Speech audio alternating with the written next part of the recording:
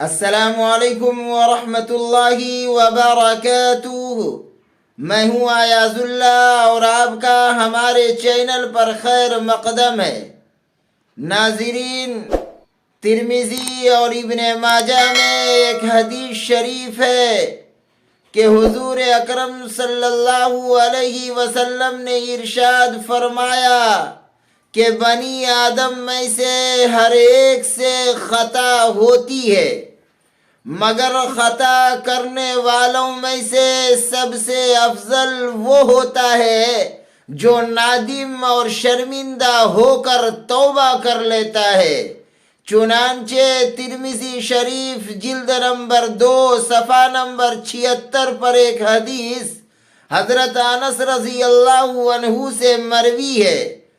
کہ حضور اکرم صلی اللہ علیہ وسلم نے ارشاد فرمایا کہ بنی آدم میں سے ہر ایک گناہوں کا ارتکاب کر لیتا ہے، مگر گناہ کرنے والوں میں سب سے افضل وہ لوگ ہیں جو توبہ کرتے ہیں۔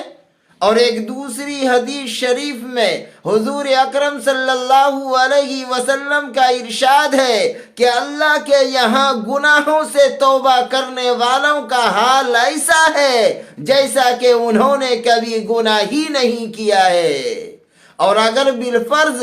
گناہ کرتے کرتے اس کا نام جہنمیوں کے فہرست میں درج ہو چکا ہے تو توبہ کے ذریعے سے اس کا نام وہاں سے کٹوا دیا جاتا ہے اور اہل جنت کے فہرست میں اس کا نام درج کر دیا جاتا ہے۔ چنانچہ ایک حدیث ابن ماجہ صفحہ نمبر 313 پر حضرت ابو عبیدہ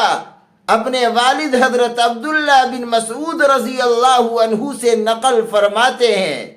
کہ حضور اکرم صلی اللہ علیہ وسلم نے ارشاد فرمایا کہ گناہوں سے توبہ کرنے والا ایسا ہے کہ انہوں نے گناہ ہی نہیں کیا۔ ناظرین،